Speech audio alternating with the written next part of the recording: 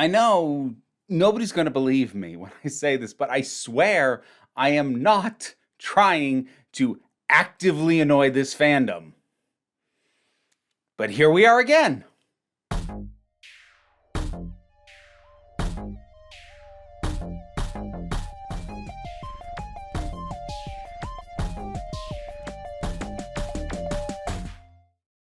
Hazbin Hotel.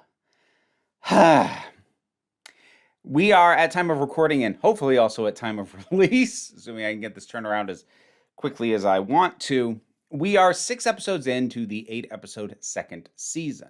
Now, I talked about the first season in a number of ways. I did an overall season review over my secondary channel, The Break Room of Geeks. But I think more relevant, I did a main channel video talking specifically about the character of Angel Dust, and more particularly about how the way in which the character was portrayed and more specifically abused fit into a trope pattern that I wanted to draw attention to. Now, I'm quite proud of that video, and it also led to this video, which was an interview with a storyboard artist who worked on that episode on the particular scene that I'm also really proud of, and I am actually, in fact, still in contact with Raphael, with R2, who was the storyboard artist. I'd actually go so far as to consider him a friend, which I suppose means I now need to disclose that I'm friends with someone who works on the show.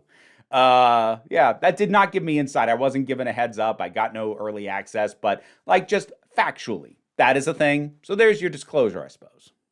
So without reiterating the entirety of the previous video, it really is worth emphasizing that while I singled out Hazbin Hotel as the current in the zeitgeist example of what it was I was talking about, what I was actually using that for was to do a leaping off of that and talk about the broader issue of the fact that when you have sex workers in media, it is almost always abuse that is heaped on them as a way of humanizing them and garnering audience sympathy. There is very rarely a character who is a sex worker or former sex worker who does not have abuse either actively portrayed on screen or as part of their backstory.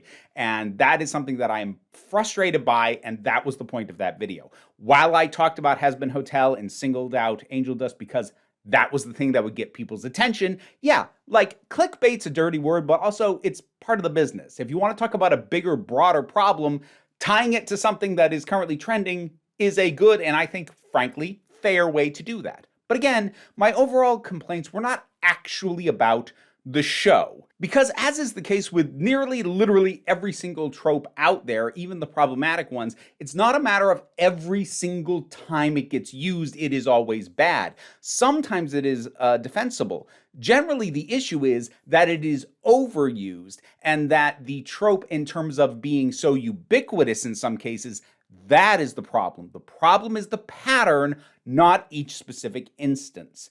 And my issues weren't really with that episode.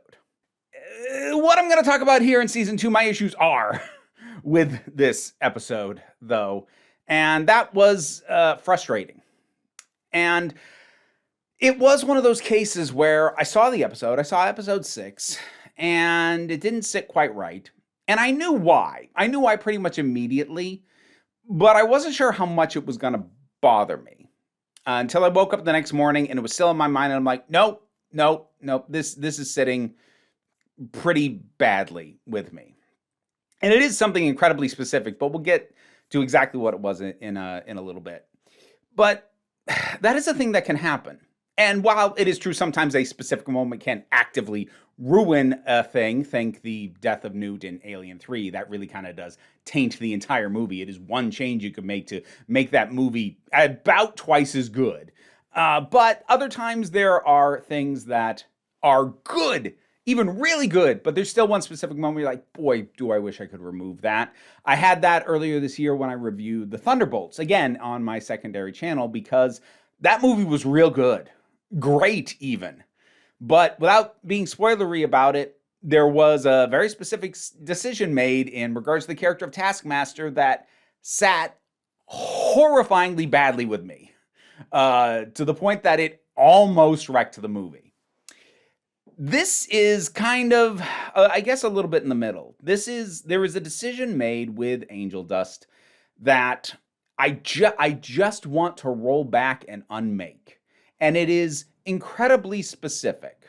So, to reiterate a little bit about Angel Dust, well, to reiterate a bit about the whole show, just on the off chance that you don't know Hazbin Hotel, you just like watching me.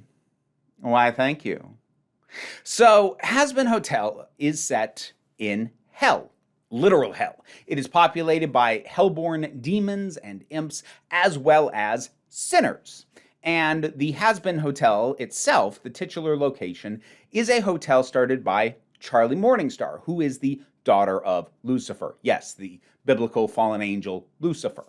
And this hotel and this goal that Charlie has is to redeem the sinners and give them a path to actually get into heaven. Now, she has set out on the mission to do this without actually consulting with heaven initially. This is kind of all season 1 stuff right now. But when heaven finds out, they aren't really on board. And in fact, heaven has been intermittently, well, actually annually, but now they're going to move it up. Again, still talking season 1. Extermination. They actually send angels down to wipe out sinners. It's kind of unclear what happens to them. I guess it's like effectively destroying the soul so they become nothing. There is actually kind of a joke in the pilot on the part of Angel Dust. I'm gonna kill him. Too late, Toots. Wait! Would that make me double dead? Where exactly do I go? To double hell? It's a legit question. I don't know if they'll ever get around to it. But that's kind of all going on, and Angel Dust is one of the occupants of the Hazbin Hotel, one of the characters that Charlie's hoping to redeem. And Angel Dust, as I have alluded to already, is a sex worker in actually multiple ways. He is sort of primarily a adult performer. Also kind of, I'm not sure it's secondary, but something that has, up until this season, gotten a far less focus. He does also appear to be a prostitute. And the way that he is portrayed is actually pretty balanced and pretty interesting. Like, I had my issues, again, with more the evocation of a trope that I don't particularly like, but that's not to say that the story being told of Angel Dust is invalid. And the story, at least as I have been perceiving it up so far, is that Angel Dust himself is an incredibly sexually charged being. Like, he just is. That is a very core part of his personality. And I very strongly suspect that he would enjoy and voluntarily take part in this kind of sex work, even if he wasn't bound in a contract to an incredibly abusive demon named Valentino. I say demon. I think he is actually technically a sinner. He's an overlord. Because, like, that's a whole thing in hell as well. I don't need to get into the lore. Because I'll say something wrong and then the fandom will really come for me. But Valentino, and I mentioned this when I talked about this last year, I noted that despite him primarily being shown to be a porn studio owner and director, he was certainly visually coded, and in terms of the abuse that he committed against Angel Dust, he was very much coded as a pimp, which was another thing I kind of took issue with. But again, my larger issues with that had to do with Angel Dust in terms of portrayals of sex workers. What I didn't really take objection to, at least in a vacuum, is the portrayal of abusive dynamics. Because, well, firstly, I'm not entirely sure it's my place to be delving too far into that, because that's not something that I have a lot of personal experience with, at least not these types of dynamics. And I don't have, I think, the formal education for me to be really acting like any kind of authority on that. Not to say I'm an authority on sex work, but I do at least have direct ties to that, and I have some connection to that. If you weren't already aware, Google me with the safe search off, and you'll find out what I'm talking about, if that's your thing. You also don't have to. Anyways, the abuse dynamics and the nature of Angel being trapped in a relationship with someone who has intrinsically tied himself to an aspect of Angel's life that is, or at least has the potential to be, largely positive, but that Valentino has poisoned by his presence, I think was actually quite well done. And it was evident, even in that previous season, that Angel Dust also has a very deep-rooted fear of the other people who work with Valentino. Collectively, they are called the V's. So there's Valentino, there is Velvet, and there is Vox. And Vox is who we are going to be talking about today. Because what happened in episode 6 was that Angel Dust was sent out to see a client as a service call at a motel. And he is dropped off by Valentino, goes in, and there is Vox. Now, I want to be as specific as I can about what it was that sat wrong with me. Because it's not the entire scene. If I were to break it down without getting into a blow-by-blow, ultimately the point of this scene is to realize that Angel has become an unwitting informant against Charlie and the other residents of the hotel to Vox, because Vox has been basically hypnotizing and brainwashing Angel to get information from him about what is going on inside the hotel and then wiping Angel's memory of that. It's a pretty classic brainwashing type trope. Something very similar was done in Babylon 5 with the characters of Bester and Garibaldi. Why am I using that as my reference point when my main thing is Hazbin Hotel? Is there a lot of crossover between people who like Babylon 5 and people who watch Hazbin Hotel? Because I think that Venn diagram might just be me. Anyways, that's where my brain went. I'm sorry. But it's not a super uncommon thing. But if you do it right, it can be pretty hard-hitting. I think it is here. You see the impact of this revelation on Angel, and also, if you think about it, it sinks in. He keeps having this revelation, and it keeps getting wiped from his mind. It's harrowing in a very psychological way, as opposed to the way that Valentino had his scene with Val last season, which was harrowing in a very physical way. The problem that I had is that Vox also physically abuses Angel. Now, look, a certain degree of somewhat abusive engagement in this, in a physical sense, I am okay with. Like the fact that Vox, restrains Angel, kind of forces his eyes open. That's a hell of an image, and it works very effectively. I think all of that works. But then there's this. There's the hit. There's blood drawn. And there's the electrocution. And this sat quite badly with me for a number of reasons. I think, firstly, just as a writing instinct, it just makes Vox less interesting.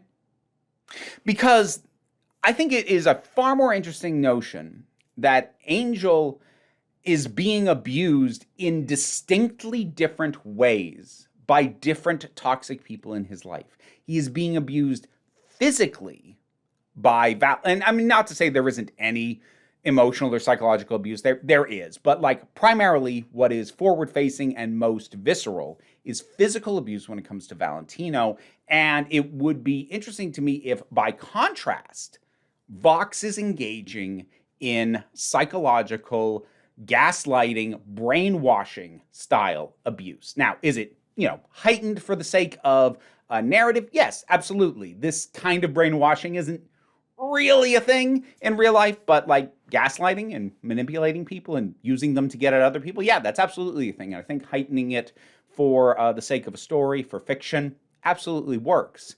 And it would really give a different abuse dynamic. But the instant Vox also hit him, it's like, okay, so just everyone beats him up.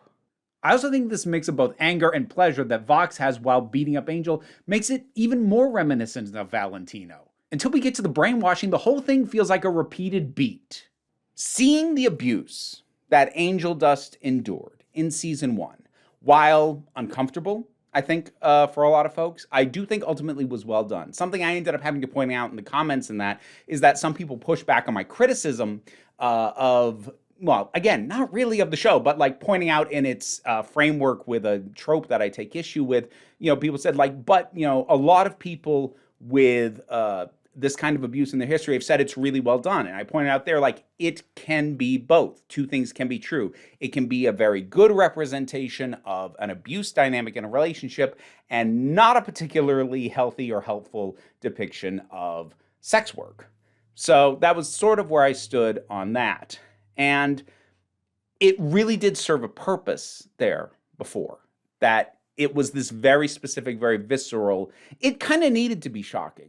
It needed to be that harsh reminder that as much as Angel portrays himself as not caring, as very happy in the damned life that he leads, that there is a lot that isn't good for him and that he tries to hide, tries not to think about. I think all of that was very well done. And now it's just more of the same.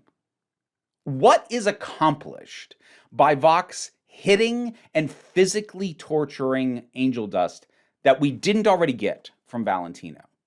Because again, the interesting thing that Vox does is unique to him. This entire hypnosis brainwashing thing. That's interesting. That's a new thing. Why do we also have to hit him?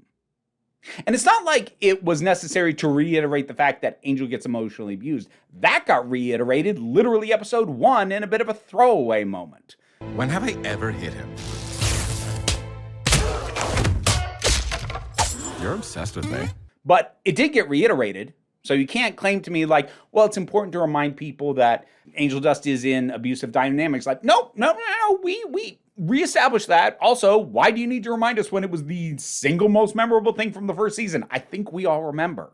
Whereas before, it felt like it was there to tell us things about the characters, to tell us things about the dynamics that they were trapped in, to tell us things about the sorts of very personalized torment that these sinners find themselves in. Here, this doesn't tell us anything.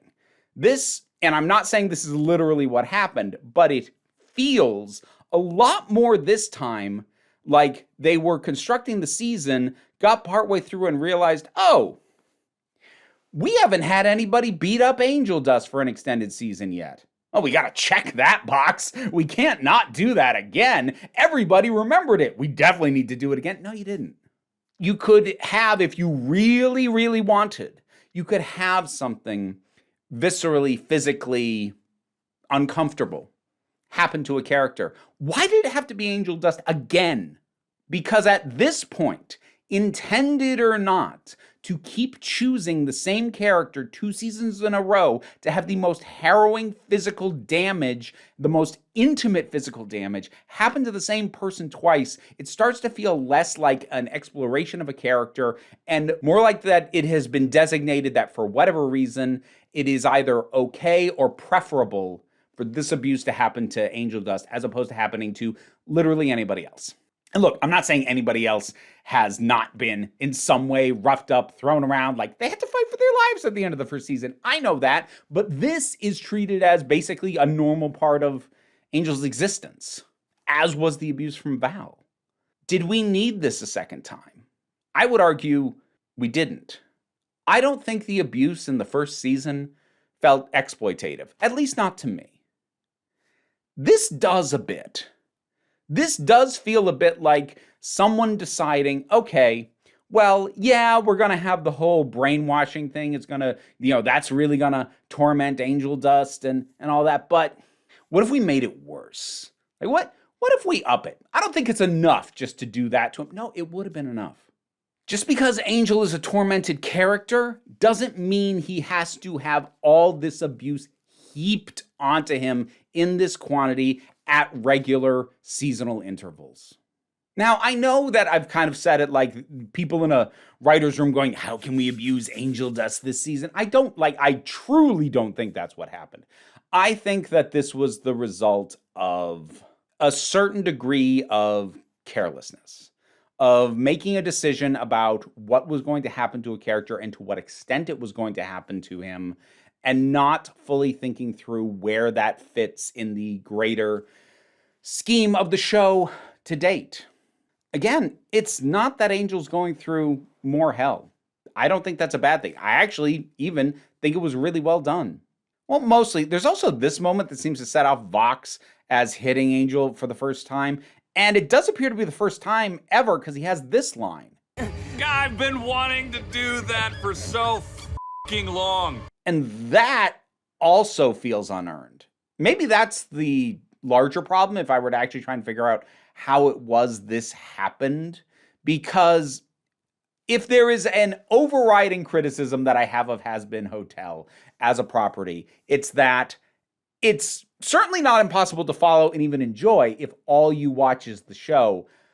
But if you've ever interacted with the fandom for more than 5 minutes, you will realize very quickly there is massive swaths of very specific, detailed information, history, and backstory that exists, but is not in the show. So when you have a line like, I've wanted to do that for so long from Vox, that feels very unearned if you're only watching the show. These two haven't shared a scene up to this point, to my memory. Like, I guess you could argue earlier this season in the hotel, but like, that was a big, massive group scene. Like, they didn't really have a direct one-on-one interaction. We knew Angel was scared of Vox, but that seemed to be largely association with Valentino and just knowing enough about the guy to know this is a really bad dude. And that's fine. But Vox having a line about how he's wanted to do that for so long feels a lot more personal, a lot more specific, and a lot less set up. It feels like payoff to something that happened somewhere, or is in their backstory, or is in a lore drop, or whatever, but it's not in the show. Hey there, it's Vera from The Edit. So one of the oddities about my job is things are not necessarily released in the order I shot them. I shot this before I shot the review of episodes 5 and 6, but that video went up in the break room of Geeks, my secondary channel, before I even finished editing this one. And that means I'm going to try and head some stuff off at the pass. Because as I've kind of been expecting, the Hazbin fandom has been disagreeing with me on some points. Most of them respectfully, some of them not. And I mentioned in that review video that Vox's delight at getting to torment Angel didn't feel properly earned. It felt more like a thing that just happened. I didn't understand why Vox would want to cause this kind of damage to Angel. Now, a number of people brought up a number of things, including like the notion that Vox is actually jealous of Angel, which I don't think I buy. Look, I get that Vox is in an intimate relation with Valentino, but he doesn't actually seem to care very much about Val. And I know you don't actually have to care that much about someone to still be jealous and possessive of him, but there really is very little to indicate in their interactions that Vox is possessive of Val, or is jealous of Angel, or wants to hurt Angel because of how Angel is connected to Val. And even aside from that, I'm still confused logistically because Val is talking like this is the first time he's ever actually struck Angel. I've been wanting to do that for so fucking long. But if he's been wiping his memory on a regular basis, he's had ample opportunity to do it up to this point. It's almost cute how you scream every time. Are you seriously telling me this is the first time Angel Dust ever spit in his face? Regardless of the underlying reason of why Vox wants to hit Angel, what is it about this specific time that makes him actually do it? And I'm not saying that there aren't ways to reconcile this, or there aren't ways to make these connections or these intents clearer in a way that flows, but it's just not there. I'm having to do so much guesswork or just extrapolate real big assumptions off of real small moments, which is another thing that this show does, because it'll drop little tiny background things and then I'll say this wasn't set up and people will go, oh, but there's posters in the background kind of alluding to this. That was brought up specifically in regards to stuff going on with Lilith. That's a whole other thing. But like, that's not proper setup. That is hinting at best. But I think part of the disconnect between me and a lot of the fandom is a lot of the fandom, at least the ones showing up in my comments, are so devotedly obsessed with this show that they are obsessing over single details. They are lore crafting and theory crafting off of minor things and extrapolating these. And that's just not how I consume media. Not Hazbin Hotel, not really anything else either. And I'm not saying you're taking in media wrong, but I'm not taking it in wrong either. You gotta meet me halfway on this, or at least understand where I'm coming from. I'd appreciate that. Anyway, let's get back into this. So maybe that's the issue, that for the folks in the writer's room who know all the backstory, who know all the history, and who, to be fair, know that at the very least the most engaged part of the fandom also knows all that stuff, that this felt more like a payoff of some sort of simmering, long-seated resentment that Vox has towards Angel Dust or something of that nature. But again, it's not on display in the actual show. Again, I don't think this is a deliberate attempt to put forward something that is just uncomfortable for its own sake. I do think this was probably trying to do something. I just want to take the punch and the electrocution out. That's all I want to do. I think the rest of it works. But it makes me really, really nervous. And it's made a little bit worse by the fact that it's not just a matter of Valentino sending Angel Dust to see Vox, but it's put in the framework of Valentino sending Angel Dust out to see a client, who in this case happens to be Vox. Angel Dust is sent out in his capacity as a sex worker to see Vox, which means that even though it was not necessary to do so, given that his memory is going to be wiped anyways, they also frame this abuse as an extension of his existence as a sex worker. I think that was kind of the missing piece. And I realized that earlier this morning. I'm like, oh, it's not just that they're still abusing him. It's that they've still tied that abuse to sex work by having it be something that happens when he goes out to see a client. That just ties it all, like the abuse from Val, to his existence as a sex worker, which ties it back to what I said in that previous video. Sex workers who are abused in order to grant them humanity and sympathy. And it's doubly unnecessary at this point because even if we set aside what happened to Angel Dust the previous season and whether or not that garnered empathy and sympathy, I would argue that it did. But even outside of that, we've been with him long enough that we should care about him by now. If we don't, something's gone very wrong. And so continuing to abuse him at all, much less continuing to abuse him in a way that ties directly to his sex work, I want to have enough faith in these creators, in this writing team, to believe that if and when Angel Dust ever gets fully redeemed, and that's not just like narrative redemption. Redemption is actually a real tangible thing in this narrative where there has been at least one character from hell literally sent up to heaven. But I am hoping that they know better than to have Angel Dust's redemption involve him disengaging completely from sex work.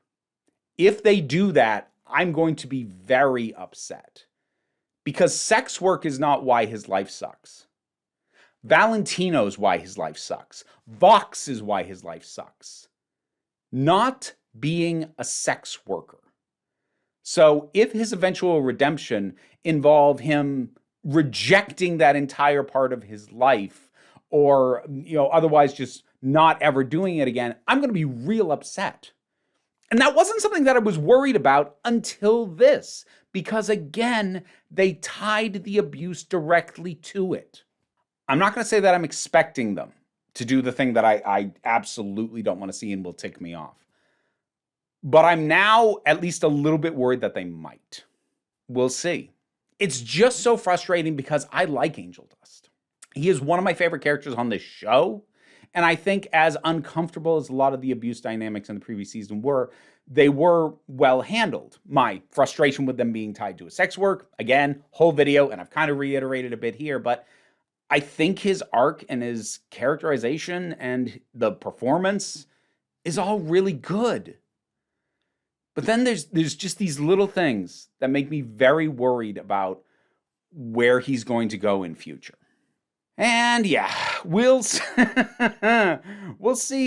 how much I tick off the Hazbin Hotel fandom this time. It tends to be a bit of a mixed bag whenever I talk about this frickin' show. There is some, to be fair, it's not always just the fandom. Hazbin Hotel also has an incredibly lively hate-dom. I brought it up when I made this video earlier this year. But, yeah, there's a possibility I'm going to end up somehow in the crosshairs of both the fandom and the hate-dom. The fandom for criticizing it and the hate-dom for saying I like the show.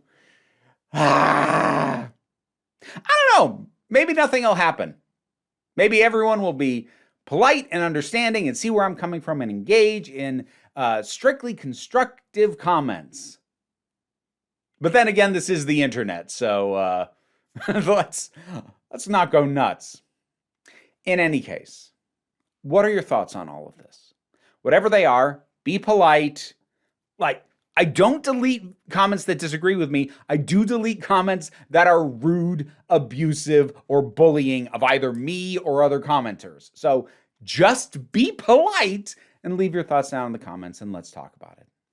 Patreon is what pays the bills and enables me to do this as my living. Even if you cannot help me out that way, like, share, subscribe. All of those help as well. Don't worry too much about it though. What I really want you to remember is that you are beautiful, you are valid, and you are loved. You are the council, and I am just running the meetings. And until next time, this council is adjourned.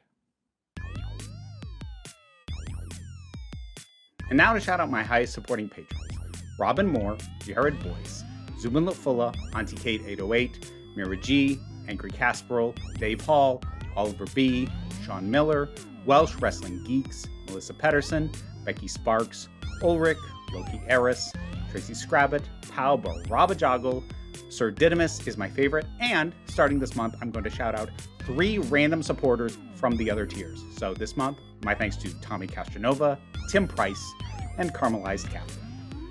If you want to hear me shout you out, check out the reward tiers on the Patreon. You know, I put them one on each shoulder, they consolidated immediately. So, thanks, guys.